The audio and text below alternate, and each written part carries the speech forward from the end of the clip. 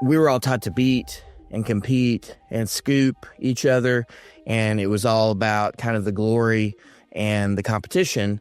Certainly, we want the industry to be competitive, but you have to band together in ways where you can basically make each other stronger. Welcome to Keep It Local, a podcast of the Local Media Association. The Local Media Association is intensely focused on helping local media companies discover new and sustainable business models. Hi, my name is Ryan Welton with Local Media Association, and I'm overjoyed to be joined by Rob Collins, Executive Director of Oklahoma Media Center. And before we get going, I have to be fully transparent. Rob and I have technically known each other for 30 some odd years. We went to the University of Oklahoma together and worked on the student newspaper, the Oklahoma Daily, way back when. But also, I was a member of this collaborative we're about to talk about, Oklahoma Media Center. When I was director of digital content for Griffin Media, I was fortunate enough to participate in this. So I don't want to just take it from us, if you will. I want to start at the beginning, Rob, and tell us what a news collaborative is and how it benefits local media, and then get into what Oklahoma Media Center is. Sure. So the idea of the news collaborative is relatively new. And as you were with the group at the beginning, I was participating too as a longtime editor, and uh, had a lot to learn myself about what a collaborative could be, because we started OMC, and it was with the local media association and also with the Inasmuch Foundation wanting to launch one of these in Oklahoma. And when I took the job after I had been working in a couple decades as a journalist, editor, and reporter, I was asked by, I think, editor and publisher wanted me to know where collaboratives were in 5 years. And I really kind of had to do a lot of background on what they had been, but they were kind of designed to amplify the scope of the impact of local newsrooms. The idea is to work together in strategic ways where you're able to collaborate. And as you know, Ryan, when we were in college together, at the J School down in Norman, uh, we were all taught to beat and compete and scoop each other. And it was all about kind of the glory and the competition. Certainly, we want the industry to be competitive, but with our collaborative, and I think this rings true elsewhere, you have to band together in ways where you can basically make each other stronger. It's not that I operate now as an assignment editor, even though I am an old editor, and many of the newsrooms in our collaborative, I'm so old that a lot of those editors intern for me, and I have the bad dad jokes now. But we basically kind of gather with similar values with Society of Professional Journalists guidelines, and realize that there are ways that a collaborative can help them. OMC is more of a journalism support organization, or JSO. Collaboratives elsewhere have similar traits, but they're not all identical.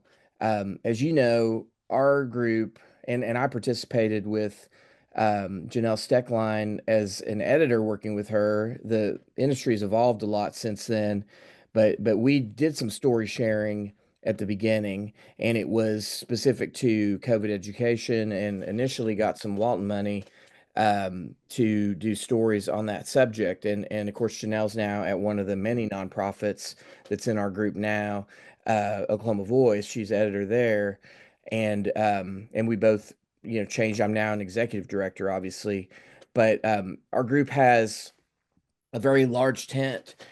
We kind of did a reset when I took over, and I was kind of at a crossroads where I had a really great publisher and had an opportunity to consider in the community newspaper in my hometown, and I added many, many, many duties over the years to where it wasn't really sustainable for me to keep working and helping in that way. So I wanted to kind of switch gears and help more as a support and strengthening organization.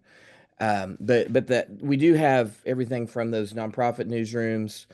We have also lots of diversity with we have Black press, Indigenous press, we have broadcast media, metro dailies, longstanding publications, and public television, public radio, and then student media, which we really see as the future for the industry. So, in Oklahoma, it may be set up like we are, which is really based on lots of listening and engaging with the newsrooms and finding out what they want and need.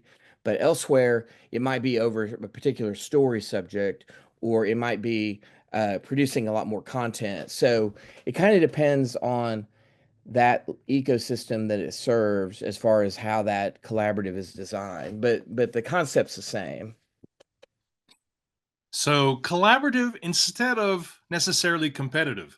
And I'm a big believer that collaboration over competition is the thing that will make, from a content perspective, news organizations in journalism and local media as a whole much more sustainable. But I know for a fact that Oklahoma Media Center and the work that you've done has helped from a financial perspective. So, could you talk just a little bit about some of the things that happen that will help new and upcoming news organizations stick around for a while? Yeah, so we did a lot of training originally when I started over a very complicated subject about a Supreme Court ruling on tribal sovereignty. And, we were kind of admittedly legacy media, we were treating tribal uh, all the tribes, 39 tribes in Oklahoma, as a monolith. And so we did a lot of training off of that, and we got a project fee for that. And so we've done stipends a lot for collaboration. And what that means is that funding, we basically will ask the group kind of what they want to do and what they need. And with that year, it was basically reaching underserved audiences through partnering with another news organization. So one example was the in the Greenwood district, the Oklahoma Eagle was funded to do coverage on mental health issues in North Tulsa, and they partnered with a nonprofit to get better access. That's kind of one example. And that was after we had provided a digital journalist for all of the news organizations. Sometimes it's not money directly because we also give them access to the legislative tracking service in Oklahoma, OK. But then we did a ton of research on trying to increase trust, and former Oklahoman Joy Mayer worked with our group after we did polling with an in-state pollster and also academic research with the two largest state universities to find out where people get their news locally and what would make them trust it more. And so we were able to fund more than 100,000 in collaborative projects for engagement based on the academic study that we commissioned that we basically paid for. And so they got money to do those projects, really to increase trust and make people want to support their newsrooms financially, help with their business model. And we're also doing, we did another engagement piece because to drill down in that, we found that, like it or not, a lot of newsrooms learned that in our survey, I think more than 70% of Oklahomans get their local news from the Facebook platform. So we commissioned a song and animated video created uh, in the Schoolhouse Rock style theme, and you participated with that, where we paid the newsrooms to engage with that song for free press emphasis. It's called Free Press Isn't Free, about the historic, almost really patriotic foundational history of the free press dating back to Ben Franklin, really to change the hearts and minds of people who don't trust the media. So, and then the latest thing we're doing is again, we always ask, what kind of training do you need? What kind of funding do you need? Which project would be most interesting? Now we're doing an audit kicking off in May with Blue Engine Collaborative, and it Mm. is a digital user audit, and basically it's looking at their websites, and they're seeing if there are ways to monetize that with training and coaching, and then we're going to give them money through stipends to execute those projects. So those are some of the ways. I think it's close to 300,000 we've given out in since I've been here. And I started the collaborative started in the spring of 2020, so we're right at 5 years right now. And I didn't start until the end of the pandemic year, so January of 21. You just rattled off a ton of accomplishments in such a short time. And I just have to note that Free Press Isn't Free campaign. The guy who wrote that is a journalism grad from the University of Oklahoma, also, Mike Hosty. I'm a huge fan of his, and I will just note, I think he's one of the best songwriters that probably the rest of the country doesn't know. He wrote a song called Oklahoma Breakdown, which was covered by Stoney LaRue. He is revered in Norman, just a clever, smart guy, and a very, very talented musician. And I love that he loves journalism. We love that he appreciates journalism and participated with Oklahoma Media Center on that. Out of all of these things that you've just talked about, is there any one of these achievements that you're most proud of? And if so, why? Um, yeah, it's hard to really pick one. I don't know that I would single it out. I feel like we're building momentum, and we hope to accomplish a lot more. In some ways, I feel like we're just getting started. But thank you for saying that, and yeah, props to Mike Hosty, and he actually did a meetup with us in Stillwater and perform the song. And we were able to do some outreach with some students at the Oklahoma State University from the Oak Holly there. So, yeah, I love Mike, and would love to work with him more. But thank you for saying that. Yeah, absolutely. So let's talk about the future. I'm excited about the future. I'm excited about local media association and Oklahoma Media Center, and I know that you have some big things coming up, both for this year and longer term. Would you talk about, if you can, what's coming up for the rest of 2025 and maybe some multi-year projects that you've got going on?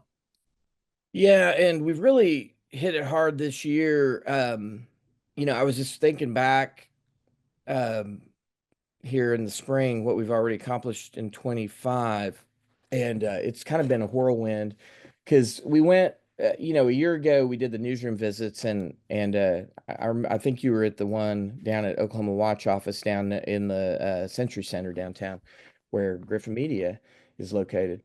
But we found that really the pipeline was the biggest issue that we're facing, where we did the survey, and it's really an existential problem of hiring and retaining journalists here.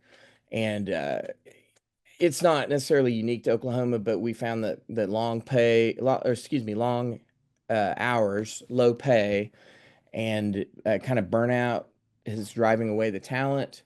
And our state, with the exception of the well-known Oklahoma City and Tulsa areas, is largely rural, and it is a conservative state here. And I'm a fifth generation Oklahoman. We're a nonpartisan group, and we have issues with sustainability for the future too. So um, a lot of the projects we've done are kind of help that pipeline.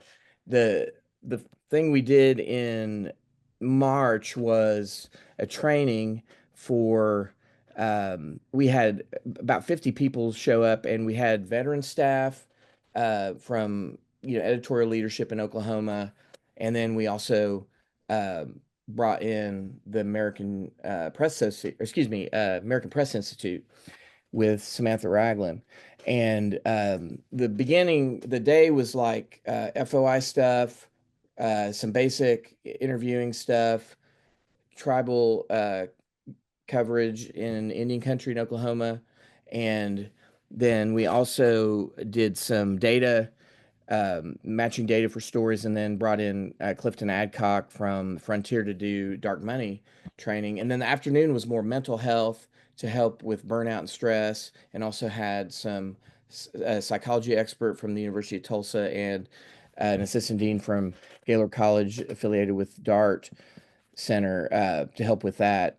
And we're going to be doing also an event with our friends at the Indigenous Journal Association to bring in bad press for a screening of that to show really a free press victory in the Muskogee Creek Nation in that award-winning documentary that features Angel Ellis, who's our treasurer from Muskogee Media, and also co-directed by Rebecca Lansbury Baker of IJA, and they're going to be on a panel with us in November in Oklahoma City at the Will Rogers Theater for that event. The future thing we're really trying to get support for and funding for is an Oklahoma Journalism Master Class, and the idea for that is to energize the industry through recruiting and training and hiring and retention. And we really want to start with high school and adult learners and then move into college students with careers. So since we're kind of an independent group, we can put together this coalition. We're working with vocational technical schools in Oklahoma called Career Tech here, and then an Mm. HBCU and other colleges to create an engagement curriculum. And it would build trained personnel.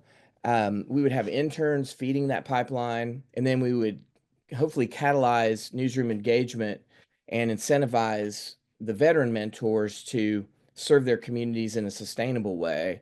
And so it really address both ends of that workforce challenge. So that's kind of the next thing we're wanting to try to do. It's really impressive to realize how many newsrooms and journalism entrepreneurs are working in Oklahoma for to benefit their communities. You know, news deserts and the death of local newspapers. Oklahoma Media Center and the institutions, the news organizations, the newsrooms that are part of this are really filling the gap. Where do you see collaboratives going 5, 10 years down the line? I mean, with this opportunity that you just talked about with students and people who want to get into the business, we could maybe double the number of newsrooms in Oklahoma over the course of the next 10 years.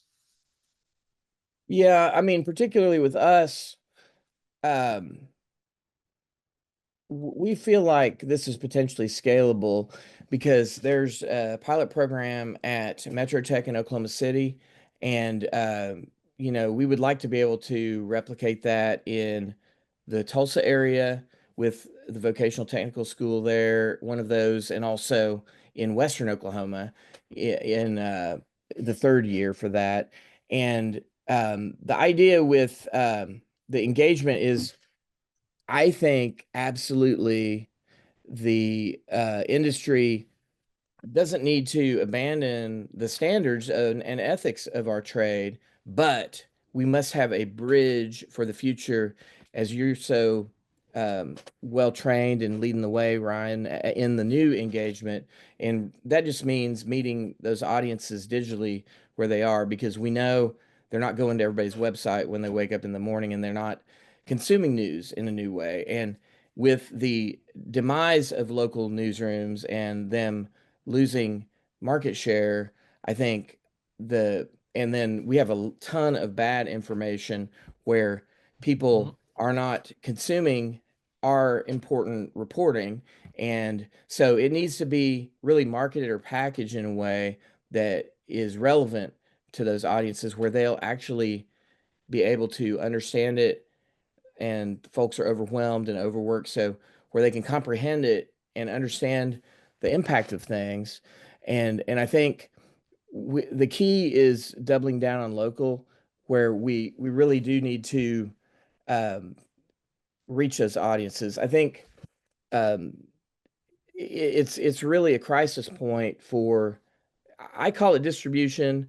I don't know what terminology you would use for that kind of engagement, but um, so we're hoping that if we could get the students embedded in the newsrooms, we would like to pay for the internship, we'd like to pay for the housing, we would like to pay for the transportation, and then we also want to pay in the newsroom that veteran mentor who is helping, because kind of take the time and capacity that each newsroom is lacking they'll be there kind of as a guidepost with the standards and ethics of the industry. And I think the engagement student, hopefully with the new curriculum and some kind of training through handbook, they'll be able to implement the meeting the audiences the correct way.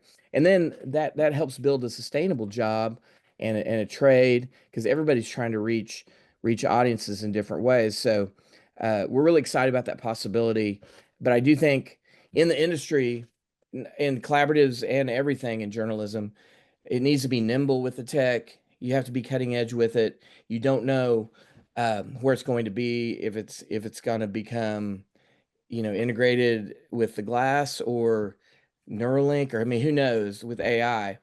But I I'm really passionate about that.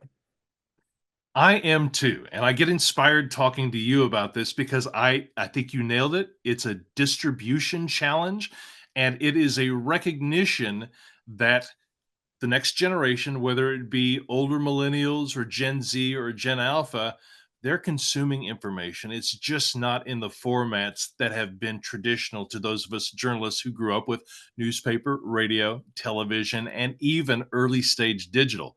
So, Oklahoma Media Center and collaboratives, A, opened my eyes to just how much journalism is actually happening in Oklahoma, and B, the power of collaboratives state to state that are really lifting up journalism and newsrooms and news organizations from the perspective of sustainability, which Local Media Association is all about. So, Rob, thank you so much for joining us here on Keep It Local, the new podcast of Local Media Association.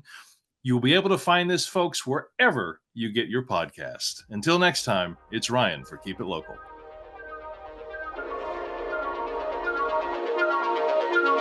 This has been Keep It Local, a podcast of the Local Media Association. If you got value out of today's podcast, why not give it a review wherever you heard it, and share it with a fellow journalist or an entire newsroom. Until next time, for Keep It Local, this is Ryan with the Local Media Association.